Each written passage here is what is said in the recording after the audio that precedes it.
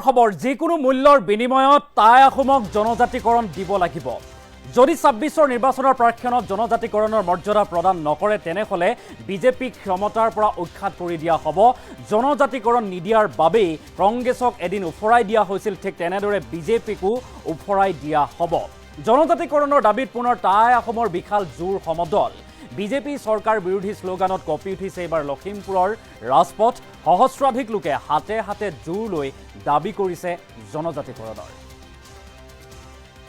এটা ডাঙৰ খবৰ এই মুহূৰ্তত আমি লৈ আহিছোঁ। জনজাতিকৰণৰ দাবীত পুনৰ টাই আহোমৰ বিশাল জোৰ সমদল। আৰু বিজেপি চৰকাৰ বিৰোধী শ্লোগানত কঁপি উঠিছে লখিমপুৰৰ ৰাজপথ। বিজেপি চৰকাৰ বিৰোধী শ্লোগানেৰে কঁপি উঠিছে লখিমপুৰৰ ৰাজপথ। সহস্ৰাধিক লোকে হাতে হাতে জোৰ লৈ দাবী কৰিছে জনজাতিকৰণৰ। আৰু আমি ৰাজনৈতিক দলৰ পাশাগুটি হৈ থাকিব নোখোজো, এনে এক মন্তব্য কৰিছে প্ৰতিবাদকাৰীয়ে। প্ৰতিবাদকাৰীয়ে আচলতে কি কৈছে আমি সেই কথা জনাবলৈ চেষ্টা কৰিছোঁ যে যিকোনো মূল্যৰ বিনিময়ত টাই আহোমক জনজাতিকৰণ কৰিব লাগিব বা মৰ্যাদা প্ৰদান কৰিব লাগিব। ২৬ৰ নিৰ্বাচনৰ পূৰ্বে জনজাতিকৰণ নাপালে বিজেপি ক্ষমতাৰ পৰা উৎখাত কৰিম। বিজেপি ক্ষমতাৰ পৰা উৎখাত কৰি দিয়া হ'ব। কংগ্ৰেছ চৰকাৰক যেনেদৰে উফৰাই দিছিলোঁ ঠিক একেদৰে বিজেপি চৰকাৰো উফৰি পৰিব।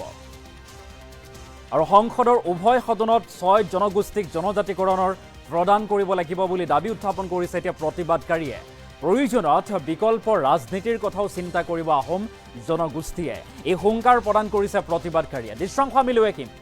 জনজাতিকৰণৰ দাবীত পুনৰ টাই আহোমৰ বিশাল জোৰ সমদল। এদিন জনজাতিকৰণ নিদিয়াৰ বাবেই কংগ্ৰেছ চৰকাৰক আমি উফৰাই দিছিলোঁ, ঠিক একেদৰে বিজেপি চৰকাৰকো আমি উফৰাই দিম যদিহে ২৬ৰ নিৰ্বাচনৰ প্ৰাক্ষণত জনজাতিকৰণৰ মৰ্যাদা প্ৰদান নকৰে। দৃশ্যাংশ আমি দেখুৱাইছোঁ, এনেদৰে এই দৃশ্যাংশ মন কৰক। ৰাজপথত এতিয়া কেৱল মাত্ৰ জনজাতিকৰণৰ দাবী। নো এছটি নো ৰেষ্ট শ্লোগান দি বিজেপি চৰকাৰ বিৰোধী শ্লোগান দি সাব্যস্ত কৰিছে প্ৰতিবাদ। জোৰ সমদল উলিয়াইছে এইসকল টাই আহোম জনগোষ্ঠীয় সহস্ৰাধিক লোকে। হাতে হাতে জোৰ লৈ দাবী কৰিছে জনজাতিকৰণৰ। জনজাতিকৰণ আমাক লাগিবই, জনজাতিকৰণ আমাৰ জন্মগত অধিকাৰ দাবী উত্থাপন কৰি এইসকল লোকে সাব্যস্ত কৰিছে প্ৰতিবাদ। প্ৰতিবাদৰ দৃশ্যাংশ আমি দেখুৱাইছোঁ। আমি ৰাজনৈতিক দলৰ পাশাগুটি হ'ব নোখোজো বুলি উল্লেখ কৰিছে।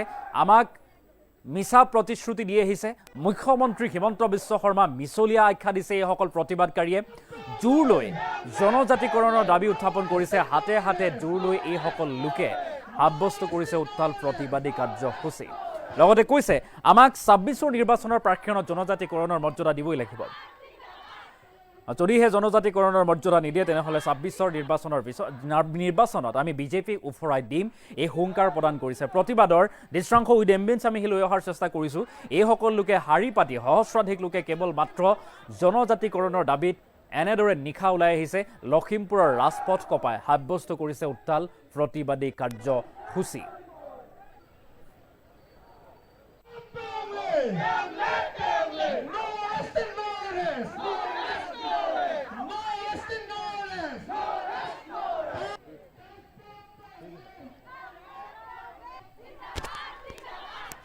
টাই আহোম জনগোষ্ঠীয়ে জনজাতিকৰণৰ স্বায়ত্তশাসনৰ দাবী জনাই আহিছে, কিন্তু বিগত ৩টা দশকত কোনো এটা ৰাজনৈতিক দলে, কোনো এখন চৰকাৰে টাই আহোমসকলক জনজাতিকৰণ প্ৰদান নকৰিলে। আমি দেখিছোঁ যে প্ৰত্যেকটো ৰাজনৈতিক দলেই টাই আহোমকে ধৰি ৬ জনগোষ্ঠীক জনজাতিকৰণৰ এই বিষয়টো তেওঁলোকে নিৰ্বাচনী বৈতৰণি পাৰ হোৱা এটা কৌশল হিচাপে লয়। তেওঁলোকে নিৰ্বাচনী বৈতৰণি পাৰ হোৱাৰ পাছত আমাক দিয়া প্ৰতিশ্ৰুতি পাহৰি তেওঁলোকে প্ৰতাৰণা কৰে। গতিকে এই প্ৰতিশ্ৰুতি আৰু প্ৰতাৰণা যথেষ্ট হৈছে। তাৰ প্ৰত্যুত্তৰ দিবলৈ আজিৰ তাৰিখত ৰাইজ ৰাজপথলৈ ওলাই আহিছে। আগতে আপোনালোকে চাব, আজিৰ পৰা 10টা বছৰ আগতে সাধাৰণতে আমাৰ ৬ জনগোষ্ঠীৰ জনজাতিকৰণৰ আন্দোলনটো সাধাৰণতে কেডাৰ বেছ হয়, আমাৰ কৰ্মীসকলে সাধাৰণতে আন্দোলন কৰে। কিন্তু এইবাৰ আপোনালোকে দেখিছে যে শিলদল ভাঙি আমাৰ কেডাৰসকলৰ উপৰি ৰাইজ ওলাই আহিছে। এই বিষয়টোত ৰাইজ সম্পূৰ্ণ ইনভলভ। গতিকে আমি এটা কথা আজি স্পষ্ট কৰি দিব বিচাৰিছোঁ যে আমি ৰাজনৈতিক দলৰ পাশাগুটি হৈ থাকিব আমি নিবিচাৰোঁ টাই আহোম জনগোষ্ঠী। আৰু অনাগত দিনত আমি ২৫ নৱেম্বৰলৈ তীব্ৰ দৃষ্টি নিক্ষেপ কৰি আমি অপেক্ষা কৰি ৰৈ আছোঁ যে ২৫ নৱেম্বৰত হয় ৰঙামাটি নহয় গুৱাহাটী ৬ জনগোষ্ঠী জনজাতিকৰণৰ বিষয়টো কেন্দ্ৰলৈ যাব লাগিব। আৰু যি শীতকালীন অধিৱেশন আছে ১ ডিচেম্বৰৰ পৰা ১৯ ডিচেম্বৰলৈ সংসদৰ উভয় সদনত এই বিলখন উত্থাপন কৰি বিধেয়কখন উত্থাপন কৰি টাই আহোমকে ধৰি ৬ জনগোষ্ঠীক জনজাতিকৰণ প্ৰদান কৰিব লাগিব। অন্যথা কিন্তু যেনেধৰণে কংগ্ৰেছ চৰকাৰৰ দিনত আমাক জনজাতিকৰণ নকৰাৰ বাবে আমাৰ মুখ্যমন্ত্ৰী তৰুণ গগৈদেৱৰ চৰকাৰ আমি উফৰাই দিছিলোঁ। গতিকে 2026 চনত ডক্টৰ হিমন্ত বিশ্ব শৰ্মাৰ এই চৰকাৰ উফৰাই দিবলৈ আমি মাত্ৰ আমি পিছলৈ নাহোঁ, পিছ নিশিকো। গতিকে 2026 চনৰ বিধানসভা নিৰ্বাচনৰ আগতে আমি জনজাতিকৰণ নেপাওঁ। 2026 চনত বিজেপি দলক আমি ক্ষমতাৰ পৰা উৎখাত কৰিম আৰু তাৰ বাবে যদি টাই আহোম জনগোষ্ঠীয়ে বিকল্প ৰাজনীতি গ্ৰহণ কৰিবলগীয়া হয়, তাৰ বাবে টাই আহোম জনগোষ্ঠী প্ৰস্তুত হৈ আছে। ডক্টৰ হিমন্ত বিশ্ব শৰ্মা মিছলীয়া, এই মিছলীয়া চৰকাৰ আমি বিৰোধিতা কৰিছোঁ। যিকোনো মূল্যৰ বিনিময়ত আমাৰ টাই আহোমক জনজাতিকৰণ কৰিব লাগিব আৰু ডক্টৰ হিমন্ত বিশ্ব শৰ্মা নৰেন্দ্ৰ মোদী ডাঙৰীয়া যিবিলাক মিছা আশ্ৰয় লৈ আছে, এই মিছা কথাবিলাকে আমাৰ মানুহক ঠগিব নোৱাৰিব। টাই আহোম জনগোষ্ঠীয়ে জনজাতিকৰণৰ ছাত্ৰ শাসনৰ দাবী জনাই আহিছে, কিন্তু বিগত 3টা দশকত কোনো এটা ৰাজনৈতিক দলে, কোনো এখন চৰকাৰে টাই আহোমসকলক জনজাতিকৰণ প্ৰদান নকৰিলে। আমি দেখিছোঁ যে প্ৰত্যেকটো ৰাজনৈতিক দলেই টাই আহোমকে ধৰি 6 জনগোষ্ঠীক জনজাতিকৰণৰ এই বিষয়টো তেওঁলোকে নিৰ্বাচনী বৈতৰণি পাৰ হোৱা এটা কৌশল হিচাপে লয়। তেওঁলোকে নিৰ্বাচনী বৈতৰণি পাৰ হোৱাৰ পাছত আমাক দিয়া প্ৰতিশ্ৰুতি পাহৰি তেওঁলোকে প্ৰতাৰণা কৰে। গতিকে এই প্ৰতিশ্ৰুতি আৰু প্ৰতাৰণা যথেষ্ট হৈছে, তাৰ প্ৰত্যুত্তৰ দিবলৈ আজিৰ তাৰিখত ৰাইজ ৰাজপথলৈ ওলাই আহিছে।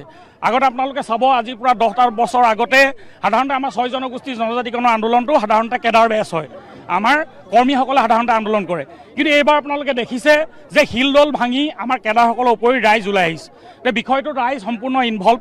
গতিকে আমি এটা কথা আজি স্পষ্ট কৰি দিব বিচাৰিছোঁ যে আমি ৰাজনৈতিক দলৰ পাখাগুটি হৈ থাকিব আমি নিবিচাৰোঁ টাই আহোম জনগোষ্ঠী। আৰু অনাগত দিনত আমি 25 নৱেম্বৰলৈ তীব্ৰ দৃষ্টি নিক্ষেপ কৰি আমি অপেক্ষা কৰি ৰৈ আছোঁ যে 25 নৱেম্বৰত হয় ৰঙামাটি নহয় গুৱাহাটী, 6 জনগোষ্ঠী জনজাতিকৰণৰ বিষয়টো কেন্দ্ৰলৈ যাব লাগিব। আৰু যি শীতকালীন অধিৱেশন আছে 1 ডিচেম্বৰৰ পৰা 19 ডিচেম্বৰলৈ সংসদৰ উভয় সদনত এই বিলখন উত্থাপন কৰি, বিধেয়কখন উত্থাপন কৰি টাই আহোমকে ধৰি 6 জনগোষ্ঠীক জনজাতিকৰণ প্ৰদান কৰিব লাগিব। অন্যথা কিন্তু যেনেধৰণে কংগ্ৰেছ চৰকাৰৰ দিনত আমাক জনজাতিকৰণ নকৰাৰ বাবে আমাৰ মুখ্যমন্ত্ৰী তৰুণ গগৈদেৱৰ চৰকাৰ আমি উফৰাই দিছিলোঁ। গতিকে 2026 চনত ডক্টৰ হিমন্ত বিশ্ব শৰ্মাৰ এই চৰকাৰ উফৰাই দিবলৈ আমি মাত্ৰ আমি পিছলৈ নাহোঁ, পিছ নিশিকো। গতিকে 2026 চনৰ বিধানসভা নিৰ্বাচনৰ আগতে আমি জনজাতিকৰণ নেপাওঁ। 2026 চনত বিজেপি দলক আমি ক্ষমতাৰ পৰা উৎখাত কৰিম আৰু তাৰ বাবে যদি টাই আহোম জনগোষ্ঠীয়ে বিকল্প ৰাজনীতি গ্ৰহণ কৰিবলগীয়া হয়, তাৰ বাবে টাই আহোম জনগোষ্ঠী প্ৰস্তুত হৈ আছে। ডক্টৰ হিমন্ত বিশ্ব শৰ্মা মিছলীয়া, এই মিছলীয়া চৰকাৰ আমি বিৰোধিতা কৰিছোঁ। যিকোনো মূল্যৰ বিনিময়ত আমাৰ টাই আহোমক জনজাতিকৰণ কৰিব লাগিব আৰু ডক্টৰ হিমন্ত বিশ্ব শৰ্মা নৰেন্দ্ৰ মোদী ডাঙৰীয়া যিবিলাক মিছা আশ্ৰয় লৈ আছে, এই মিছা কথাবিলাকে আমাৰ মানুহক ঠগিব নোৱাৰিব। টাই আহোম জনগোষ্ঠীয়ে জনজাতিকৰণৰ ছাত্ৰ শাসনৰ দাবী জনাই আহিছে, কিন্তু বিগত 3টা দশকত